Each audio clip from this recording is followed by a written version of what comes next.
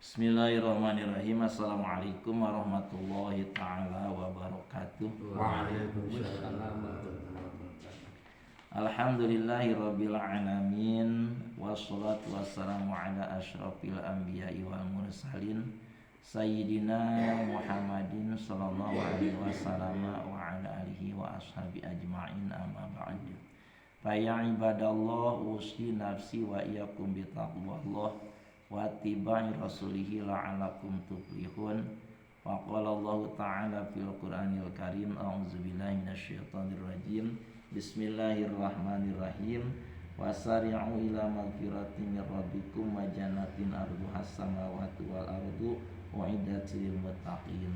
Shadaqallahul azim wa balagha rasuluhul karim, wallahu a'lamu bimuradi. Wa nahnu ala zalika minasyahidin asyakirin walhamdulillahi rabbil alamin. Hadirin kaum muslimin jamaah salat subuh yang dimuliakan Allah, puji dan rasa syukur mari kita panjatkan kehadirat Allah Subhanahu wa taala.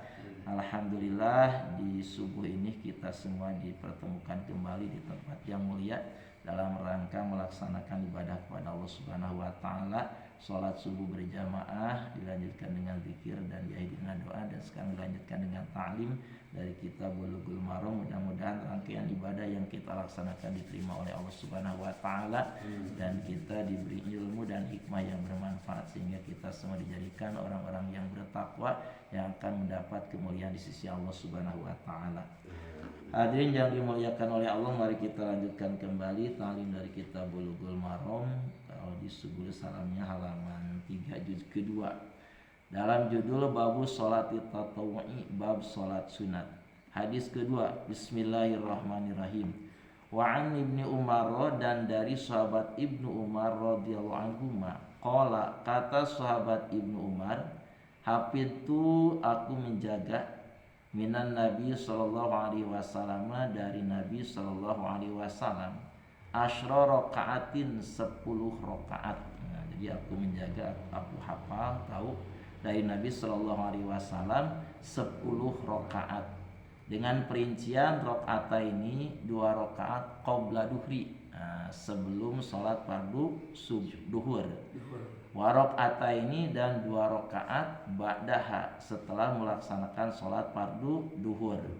Wa rakaat dan 2 rakaat ba'dal maghribi, setelah melaksanakan salat fardu maghrib. Fi baitihi, dilaksanakannya di rumah Nabi sallallahu alaihi wasallam. Wa rakaataini, dan 2 rakaat ba'dal isya'i, sesudah salat fardu isya. Fi baitihi, dilaksanakannya di rumah Nabi sallallahu alaihi wasallam. Wa rakaataini, dan 2 rakaat qabla subhi, sebelum salat fardu subuh. Nah, ada 10 rakaat banyak. Ada dengan perincian. Selanjutnya hadirin yang dimuliakan oleh Allah, ini hadis muttafaqun alaih, diriwayatkan oleh Imam Bukhari dan Muslim. Wa fi riwayatin lahuma, dan dalam satu riwayat bagi Imam Bukhari dan Muslim, wa rakaataini, dan 2 rakaat ba'dal jum'ati, sesudah salat fardu Jumat. Fi baitihi, dilaksanakannya di rumah Nabi. Nah, dekat Masjid ke rumahnya.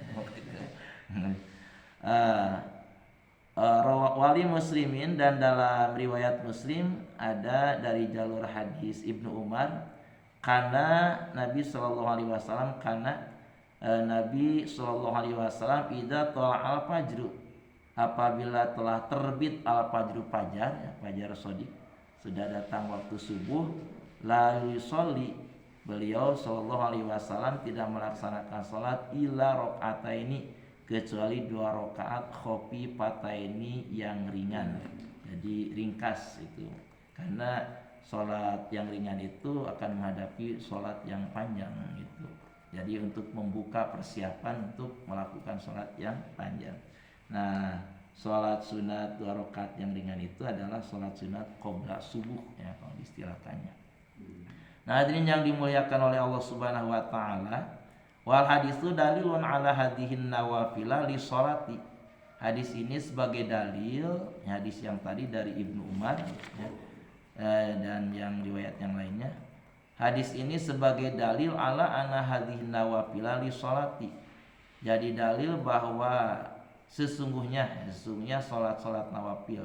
Jadi hadis ini menunjukkan kepada tentang adanya sholat sunnah, ya sholat sunnah yang dinamakan dengan sholat sunat rawatib. Ya, sholat sunat rawatib itu adalah sholat sunat yang mengiringi sholat fardu. Ada qobliyah, ada ba'diyah. Yang dilaksanakan sebelum sholat fardu namanya sholat sunat qobliyah. Kalau sholat sunat yang dilakukan setelah sholat fardu namanya sholat sunat ba'diyah. Ya, sholat sunat ba'diyah. Jadi hadis ya, ini menunjukkan tentang adanya sholat sunnah untuk sholat fardu, dalam arti sholat yang mengiringi sholat fardu yang dinamakan dengan sholat sunat rawatib. Ya, sholat sunat rawatib. Apa hikmahnya diadakan sholat sunat rawatib? Nah, ini untuk jabron lima paroto pihamin adabiha wa ma qoblaha, sebagai penambal dari kekurangan dalam melaksanakan sholat fardu. Jadi seandainya sholat fardu yang kita laksanakan banyak kekurangannya, Pak, kadang kan tidak khusyuk, bacanya tidak benar, mungkin gerakan juga tidak benar. Itulah banyak kekurangan kalau kita rasakan dalam melaksanakan sholat fardu, Pak. Makanya diusahakan perbanyaklah sholat sunat untuk mengurangi atau untuk menambal, ya, melengkapi kekurangan dari sholat fardu. Karena pada hari kiamat nanti, nah sabda Rasulullah SAW, awalu ma yuhasabu bil abdu yaumal qiyamati sholatuhu. Jadi sesuatu yang pertama yang akan dihisab dari seorang hamba pada hari kiamat adalah sholatnya. Fa in kana atamaha kutibat lahu tamatun. Jika yang dilakukan oleh orang tersebut sholatnya sempurna, maka dicatat sempurna sholat tersebut, akan membawa kebahagiaan bagi orang tersebut, menjadi asbab masuk dalam surga Allah Subhanahu wa taala. Wa ilam yakun atamaha, dan apabila orang tersebut melaksanakan sholatnya itu tidak sempurna, nah qala Allahu lil malaikati li malaikatihi, maka Allah akan menyuruh pada para malaikat yang ditugaskan untuk menghisab amal hamba tersebut tentang sholat. Allah berfirman kepada para malaikat, unduru hal tajiduna li'abdi min tatawin, coba lihat oleh kamu, apakah hambaku ini apakah kamu menemukan bagi hambaku ini sholat sunatnya. Nah, diperiksa sholat sunatnya. Mata patukamiluna biha faridotahu, maka sempurnakan oleh kamu sekalian, wahai para malaikat, dengan amalan sholat sunatnya, sholat fardu hamba tersebut. Jadi sholat sunat itu untuk menyempurnakan kekurangan dari sholat fardunya. Maka kita jangan merasa cukup dengan sholat fardu. Nah, kalau kita teliti dengan ilmunya, ternyata banyak kekurangan dalam melaksanakan sholat fardu. Dalam kehusuan lah jauh sekali banyak. Kadang kita mah sholat di masjid memang gitu, di atas sejadah, tapi pikiran kita kadang melayang-layang kemana-mana itu. Nah, makanya perbanyaklah sholat sunat untuk menambal kekurangan dari sholat fardu. Nah, sholat fardu.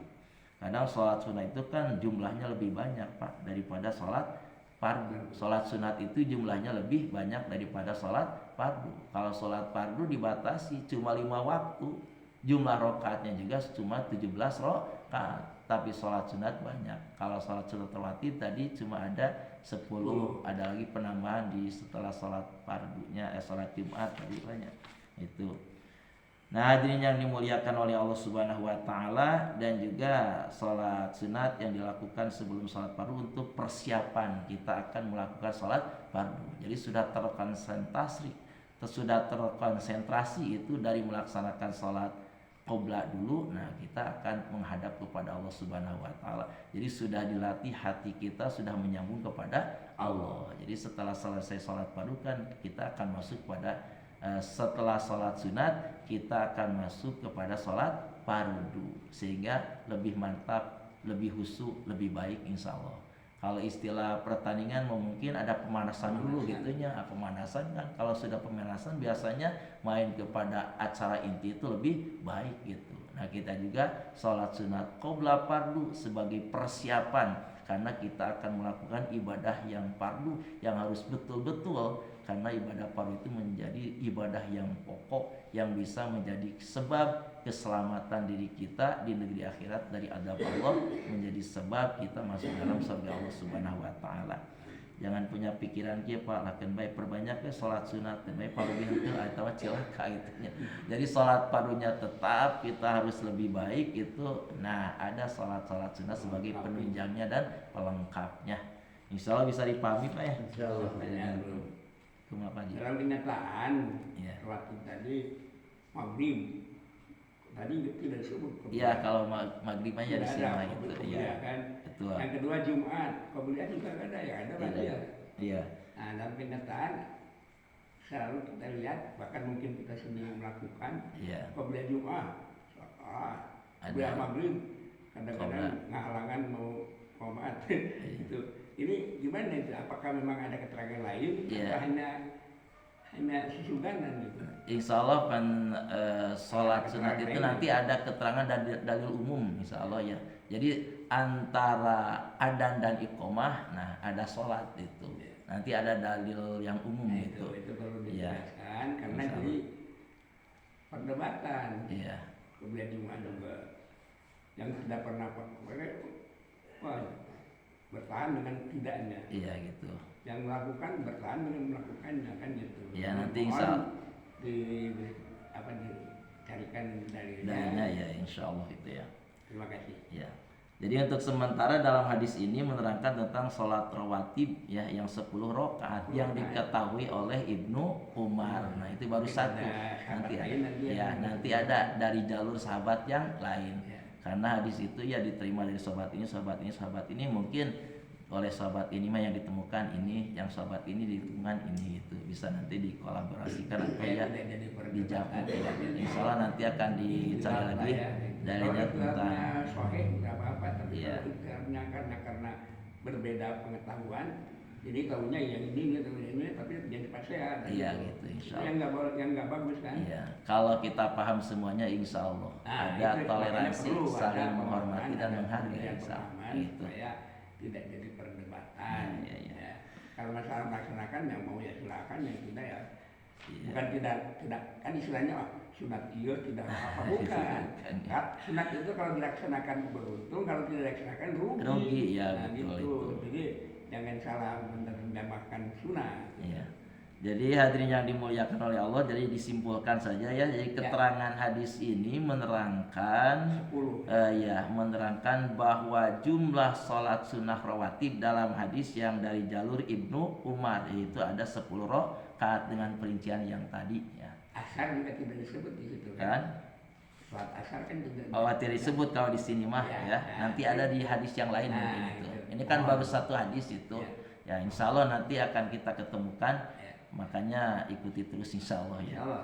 Hadirin yang dimuliakan oleh Allah, untuk sementara itulah yang dapat saya sampaikan. Yang disampaikan barusan ini karena waktunya kalau terlalu lama tidak cukup untuk Ya, besok lagi, Pak. ya itu insya Allah. Sudah Jadi panjang umur. amin amin ya Allah ya Rabbal alamin. Insya Allah kalau kita begitu terus kita akan menemukan dalil-dalil dan hadis-hadis yang lain yang bisa dijamu ya, digabungkan hadis ini dengan hadis yang lain itu ya. Untuk sementara inilah yang dapat saya sampaikan, yang barusan disampaikan yang benarnya mutlak dari Allah Subhanahu wa taala, yang salahnya dari kekeliruan saya sendiri, semoga Allah memaafkannya.